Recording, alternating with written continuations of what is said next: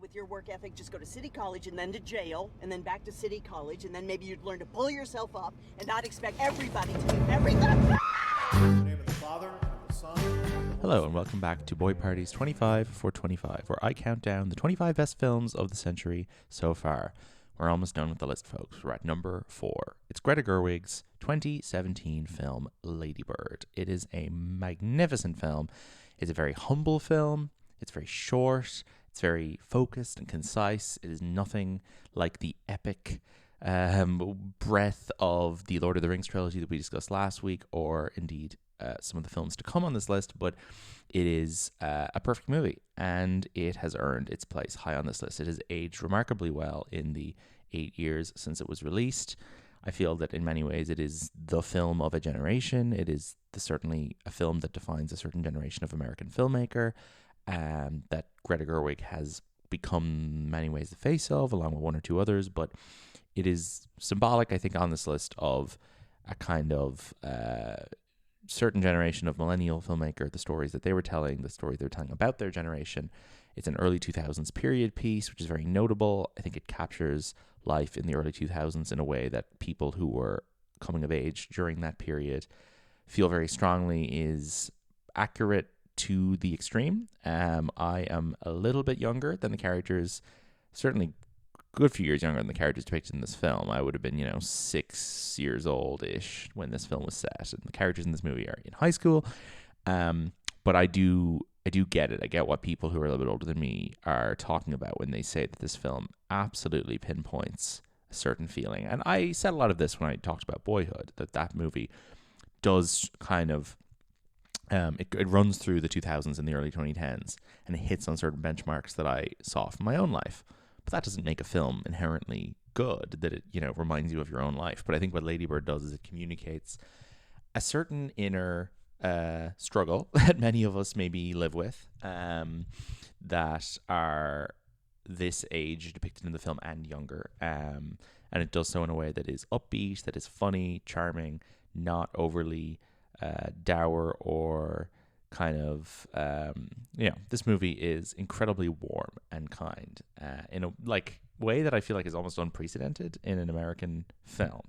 It's like borrowing a lot from classic Hollywood, it's borrowing a lot from European cinema, but it's kind of crazy how good this movie makes you feel if you let it and if you connect with it. It's incredible. So I watched Lady Bird when I was 20 years old. This movie was released, and I watched it over Christmas on a dodgy link with my parents. I think it was on St. Stephen's Day.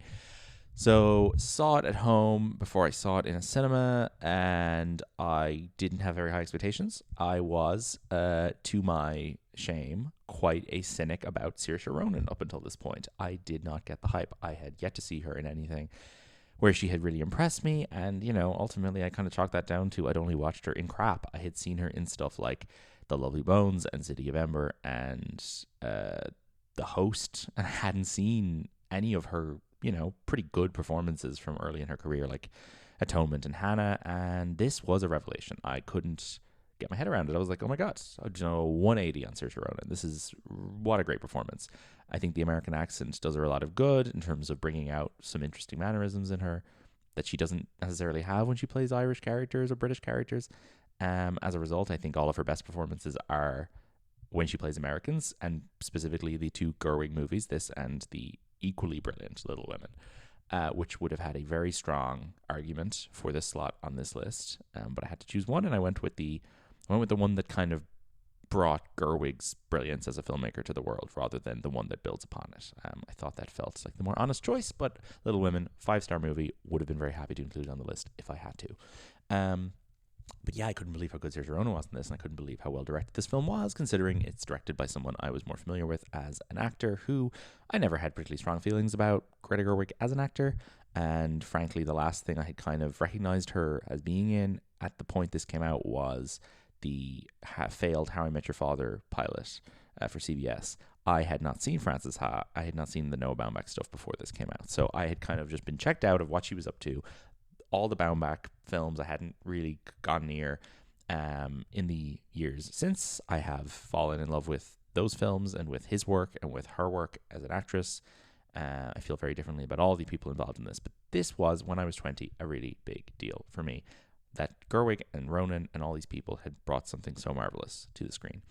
And when I was in my first year in college when this movie came out, and it was the cool movie of the season. Everybody was talking about it. And I remember coming back to college after Christmas, and everyone I knew was like, oh my God, I've heard this movie Lady Bird is great. You know, everyone had someone in their life who had pirated it over Christmas when the screener got leaked and had told them that it was great, and it didn't come out in Ireland until Valentine's Day. So it was building momentum, and I know that everyone around me was really excited for it. And it came with a splash. This is not a movie that people ignored. It was beloved from minute one, rightly so, and it has become incredibly iconic. And the look of the character is frequently, you know, recycled for Halloween costumes, and it's quoted every single day. I think it has fed into the cultural hype and reputation around Timothee Chalamet hugely. I think this performance is like a very important benchmark in his rise, as along with the same year him being in Call Me by Your Name. And maybe a third thing I'm forgetting, but he had a huge breakout that autumn, winter. And yeah, I feel like everyone in this movie now, this is going to be mentioned in their obituary because it is proper, like, capital C classic, capital I iconic, and I have absolutely zero complaints about that. The movie begins with the mother, played by the great Laurie Metcalfe, arguing with Saoirse Ronan's Lady Bird in the car, and you're like, oh, this is a very familiar mother-child dynamic to many of us, and this kind of affectionate bickering that manages to transition into full-blown arguing, and there's lots of this in this movie, and the way this movie tackles a relationship between a mother and a daughter, but I think more broadly a relationship between a mother and a teenage child, is spot on and very, very moving. And the way that the mother clearly wants the best for her child, like, this mother has no bad intentions, but kind of can't get out of her own way in many ways in terms of connecting with her child, and I think it's really fantastic. On the other hand, you have the father, played by Tracy Letts. What a great presence Tracy Letts is in culture, in the world, and on screen. He plays this wonderful, warm, paternal figure to Saoirse Ronan, who kind of conspires with her behind the mother's back in a low-stakes way. And they have some really wonderful scenes together, and we see their relationship develop. Did you know that Alanis Morissette wrote this song in only 10 minutes? I believe it. So, I'm applying to a couple East Coast schools. I need you to help me with the financial aid application, but Mom can't know. Aren't they quite expensive? Lady Bird is very confident. She's a very confident young person, and she loves to throw a hat in the ring, put herself out there in a way that I relate to myself.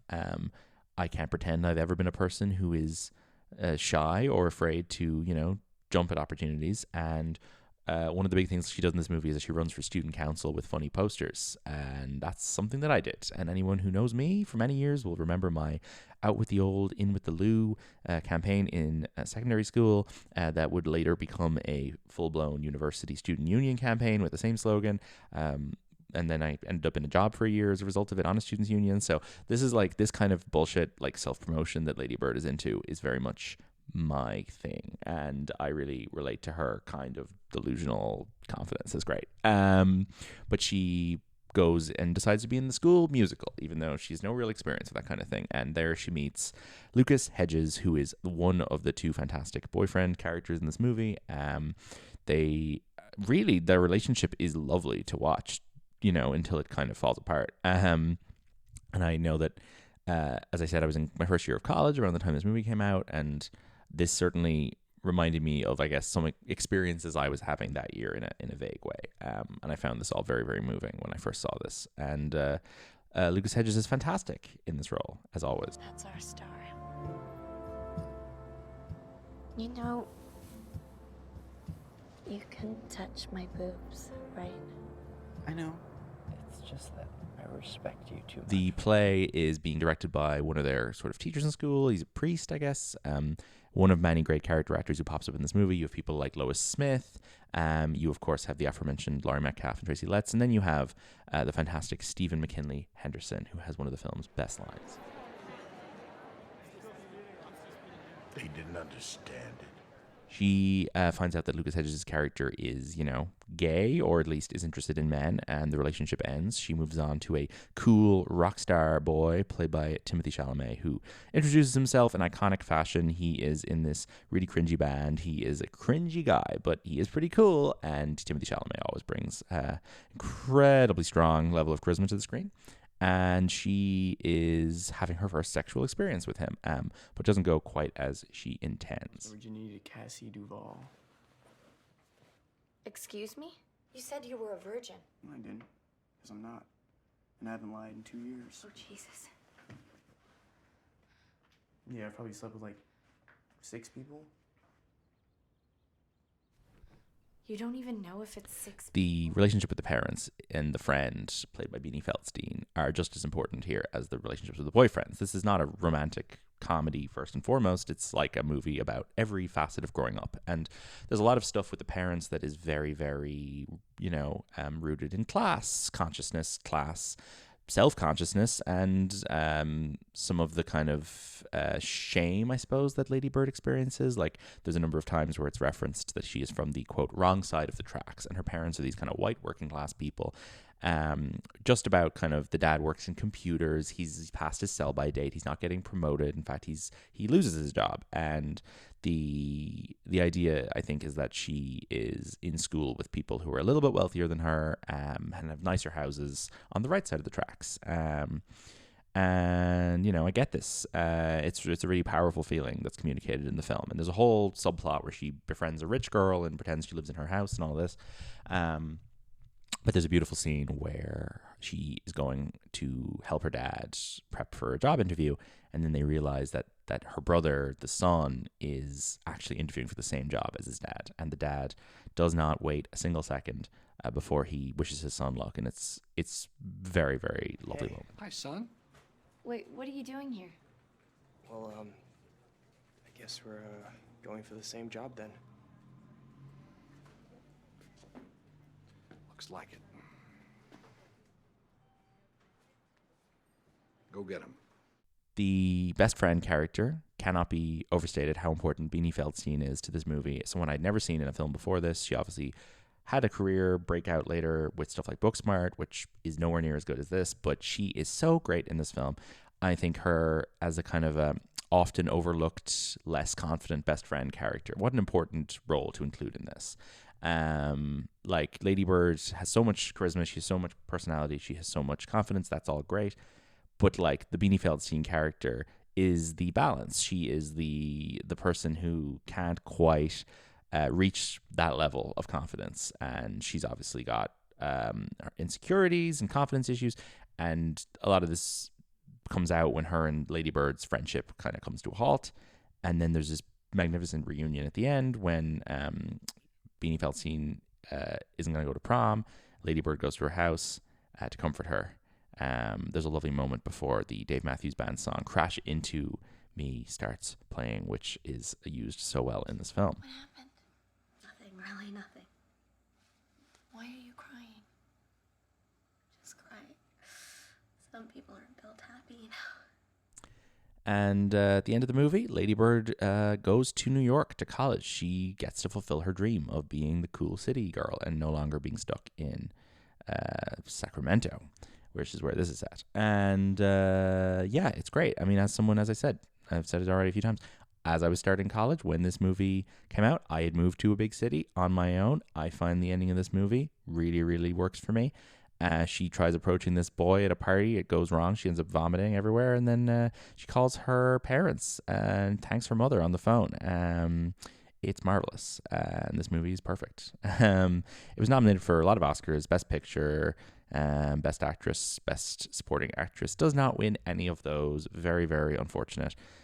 Two major disappointments in the actress categories. You had Frances McDormand winning for 3 Billboards, which just was, not necessary. She would win again 3 years later. We didn't need that. And then you have Allison Janney winning supporting actress for I, Tonya, which is just a win I strongly disagree with. And like, Laurie Metcalfe isn't someone I have much of a relationship with outside this movie. I never watched Roseanne. Like, I haven't seen her in many things, whereas Allison Janney I've liked in The West Wing and lots of things. But by God, they should have given this Oscar to Laurie Metcalfe. I mean, there's just no comparison between those two performances. And Saoirse should have won, but Saoirse will win eventually, I'm sure. Little Women, as I said, another fantastic collaboration between Gerwig and Saoirse. A few years later, of course, a number of the cast of this returns. You have Timothee Chalamet, Tracy Letts, they all come back. I'm sure we'll talk about that movie on the Boy Party main feed one day. But yeah, that's Lady Bird. That's number 4 on the greatest films of the century list. And I'm sure you all love Lady Bird too. Thank you for tuning in. We'll be back soon. Bye-bye. But I wanted to tell you. I love you. Thank you.